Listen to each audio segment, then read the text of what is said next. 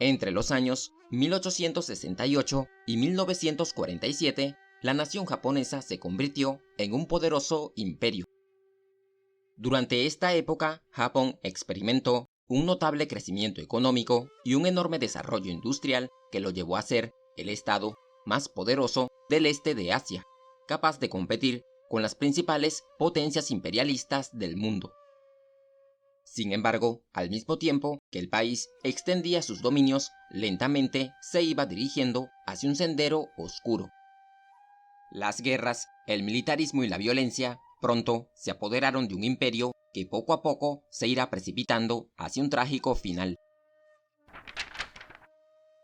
Como vimos en la primera parte de la historia de Japón, la llegada de las potencias occidentales al país generaron un profundo malestar en la población japonesa. Este malestar llevó al final del shogunato Tokugawa y a la formación de un nuevo gobierno liderado por el joven emperador Mutsuhito, un proceso que fue conocido como la Restauración Meiji. El nuevo gobierno japonés transformó completamente al país. Ellos modernizaron Japón adoptando los métodos de los occidentales. Enviaron a miles de jóvenes japoneses al extranjero para recibir una educación occidental. Construyeron un poderoso ejército inspirado en la estructura militar alemana y una flota naval al estilo inglés. Imitaron las técnicas industriales y financieras de los Estados Unidos, y así lograron desarrollar un sistema industrial y comercial moderno. Reemplazaron su viejo sistema administrativo por un nuevo modelo altamente centralizado, basado en el modelo administrativo francés. Además, crearon instituciones representativas y una constitución. Su nuevo sistema político será una mezcla entre el sistema político alemán y la tradición política japonesa. Todas estas medidas hicieron que Japón se convirtiera en un fuerte estado militar y en el primer país no occidental que lograba industrializarse. Ahora los japoneses estaban preparados para iniciar su era imperial.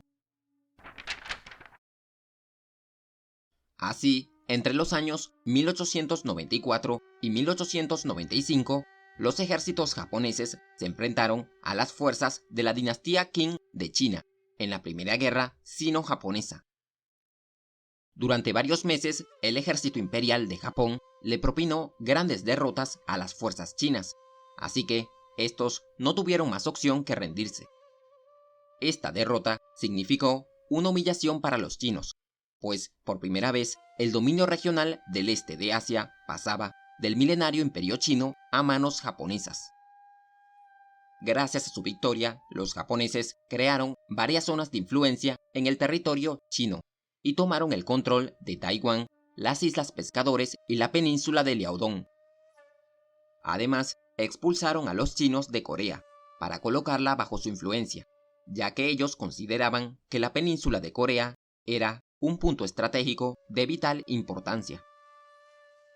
Pero, para obtener el control absoluto de Corea, los japoneses primero debían derrotar a otra potencia imperialista de la región, el Imperio Ruso.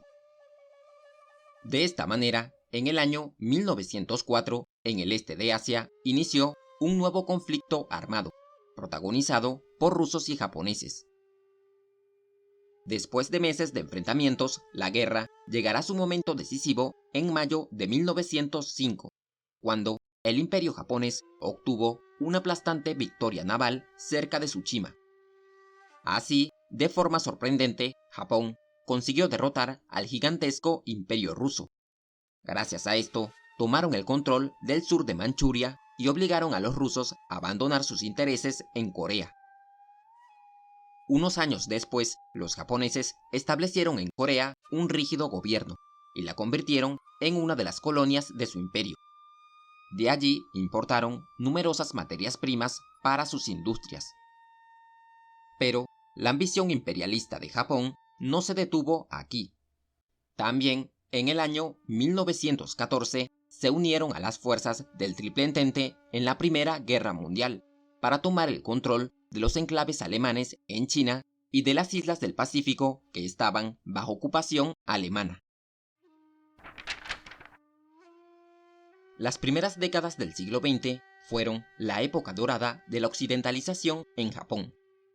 Por estos años, la música, la comida y las tiendas de estilo occidental estuvieron muy presentes en la vida cotidiana de los japoneses.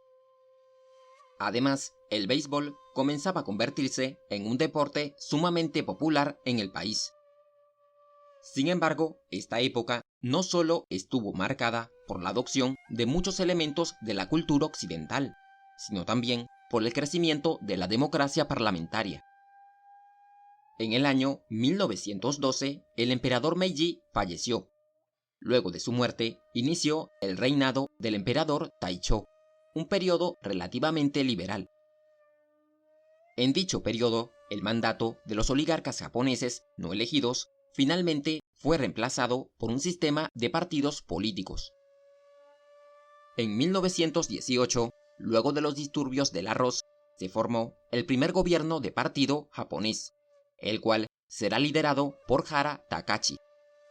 Él se convirtió en el primer plebeyo que ocupó el cargo de primer ministro de Japón. Tan solo 3 años después, Hara fue asesinado. Pero, a pesar de esto, la tendencia a formar gobiernos de partido en Japón continuó durante los siguientes años. A mediados de la década de 1920, la democracia Taisho vivió sus años dorados. En ellos, los gastos militares se redujeron significativamente y se dieron importantes pasos hacia la democracia. Por ejemplo, en 1925, todos los hombres japoneses mayores de 25 años obtuvieron el derecho al voto. Sin embargo, este avance hacia la democracia en Japón finalizó de forma estrepitosa a finales de la década, cuando la gran crisis económica de 1929 golpeó duramente al país. La crisis llevó a Japón a padecer una situación económica bastante complicada, que generó un enorme malestar en la población. Por si fuera poco, la violencia política aumentó, así que un gran número de líderes políticos japoneses fueron asesinados durante estos años. En medio de esta situación, comenzó a resurgir una corriente ultranacionalista en el país que rechazaba la democracia y deseaba que el poder regresara a manos del emperador y el ejército. Los ultranacionalistas fueron alimentados por el resentimiento que aún sentían muchos japoneses hacia las potencias occidentales. Pues, a pesar de su entusiasmo por los ideales occidentales, no eran pocos los japoneses que aún recordaban cómo estas potencias los humillaron en el siglo XIX, cuando los obligaron a abrir las fronteras de su país. Así comenzaba el descenso de la nación japonesa por un camino marcado por el militarismo y la guerra. La década de 1930 en Japón estuvo caracterizada por la violencia política y los continuos intentos de golpes de Estado. Con el pasar de los años, la desobediencia militar aumentaba cada vez más. Al mismo tiempo, por el país se extendía una corriente de pensamiento que acusaba a los dirigentes de los partidos políticos de ser corruptos y de poseer una supuesta ambición capitalista contraria a los valores tradicionales de los japoneses. Esta situación de tensión y violencia continuó hasta el año 1936, cuando se formó finalmente un gabinete de gobierno dominado por los militares japoneses. A partir de ese momento, aunque se mantuvieron las elecciones y la institución parlamentaria, en la práctica el gobierno militar gobernará de forma autoritaria. La gran crisis económica de 1929 llevó a que muchos países del mundo adoptaran medidas proteccionistas, es decir, a que colocaran altos impuestos a los productos que provenían de otras naciones. Como la economía japonesa era muy dependiente de las exportaciones, estas medidas fueron un duro golpe para el país. Por eso, los líderes japoneses decidieron conquistar nuevos territorios que les brindaran los recursos naturales suficientes para, según ellos, construir una economía autosuficiente. Por esta razón, en el año 1931, los japoneses tomaron el control de Manchuria, una zona ubicada al noreste de China. Los soldados japoneses, poco a poco, fueron consolidando su dominio sobre Manchuria, e incluso le colocaron un nuevo nombre, Manchukuo. Poco tiempo después, los japoneses avanzaron sobre el norte de China, así que las hostilidades entre chinos y japoneses reaparecieron. Ante esta situación, el líder chino nacionalista, Chiang Kai-shek, intentó apaciguar la ambición de los japoneses, permitiéndoles administrar las zonas del norte de China. Sin embargo, los japoneses no se detuvieron, y además, en las ciudades chinas estallaron numerosas protestas populares en contra de ellos. Las tensiones se fueron incrementando progresivamente hasta que, en el año 1937, una serie de incidentes provocaron el inicio de la Segunda Guerra Sino-Japonesa. El ejército imperial de Japón avanzó sobre el territorio de China, tomando su capital y matando a miles de personas inocentes. A pesar de esto, los líderes chinos se rehusaron a rendirse, mudaron su gobierno a Hankou y desde allí se continuaron resistiendo a las fuerzas japonesas. Luego de esto, los japoneses decidieron cambiar de planes y dirigir su expansión hacia el sudeste de Asia, ya que ahí habían grandes recursos que necesitaban, como petróleo, caucho y estaño.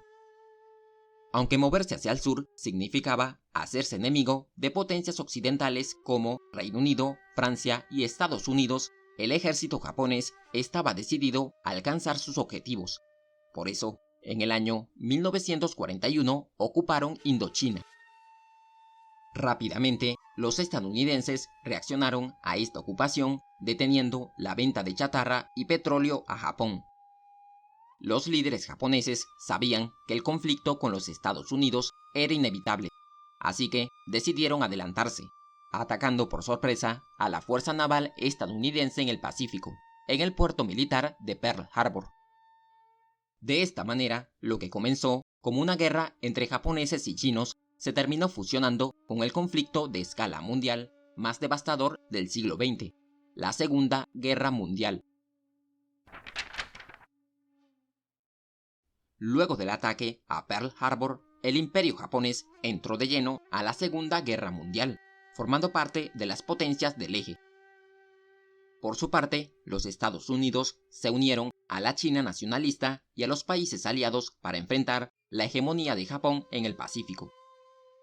Pronto, el ejército japonés tomó ventaja de su ataque sorpresa para ocupar los territorios de Filipinas, Malasia, las Indias Orientales neerlandesas y numerosas islas del Océano Pacífico. Su ofensiva fue tan veloz y agresiva que para el año 1942 la mayor parte del occidente del Pacífico había caído en manos de los japoneses. Sin embargo, después de la victoria estadounidense en la batalla de Midway, el rumbo de la guerra en el Pacífico cambió radicalmente.